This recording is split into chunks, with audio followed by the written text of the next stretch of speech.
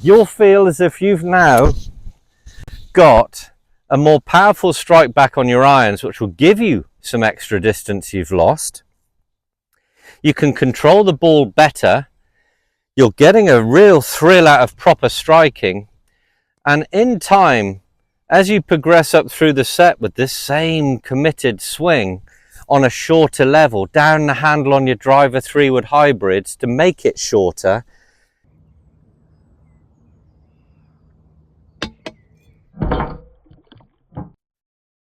hi everyone, Murdoch here, hope you're well. Now for all you senior golfers out here, where they really feel now that distance is an issue, finding it very hard to get any kind of yardage off the tee and with any of their woods, feel like they can't compete, getting a bit disheartened by it, you guys, all right?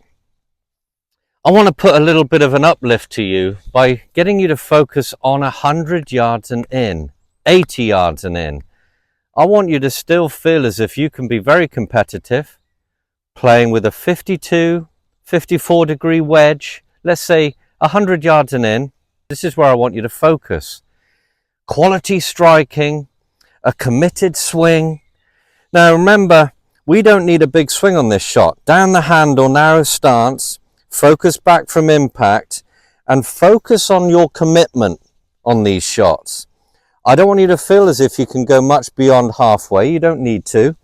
But I want you to put some speed in these shots by focusing a little bit more on the left hip clearing. So narrow the stance. I don't want you to feel as if it's a big arm swing on these shots. We're really only going from chest high. So my chest high position in the hands on shoulders drill. That's as far as you go. And it's a real pull through to a finish position that's not far off the same length as that backswing just was. So here, finishing here, but I want you to put a focus on a real clear of that left hip. You feel as if you're almost dragging this wedge through. Here, I'll hit a couple of shots and show you. So down the handle, focus for a minute on where you want impact to be. Remember, we're going to strike down on this ball. So we're going to play some little swings while we're pulling through. Try and get a little pattern going of contact where you feel as if the swing is definitely more of a pulling through and less of a loopy long swing with a slow release of the club. We're getting some commitment in there because we want spin. I want you to be able to pitch these near the hole and it stops quickly if you use a Premier golf ball. Now, if you're good from the 52 range, so let's say 70, 80, 90 yards, let's fall into that slot. You just need to play that same technique with a 7-iron. So, down the handle a bit first. Picture that, or imagine that feeling you've just had with your wedge. Do this on the driving range first, or on a practice 9 when you're on your own, and you're playing that same shot and striking it well. I'm not going to hit this actually because I'll just nail it into these trees at the back and lose my golf balls.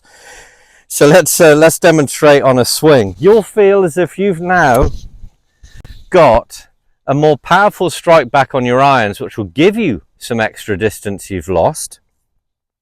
You can control the ball better.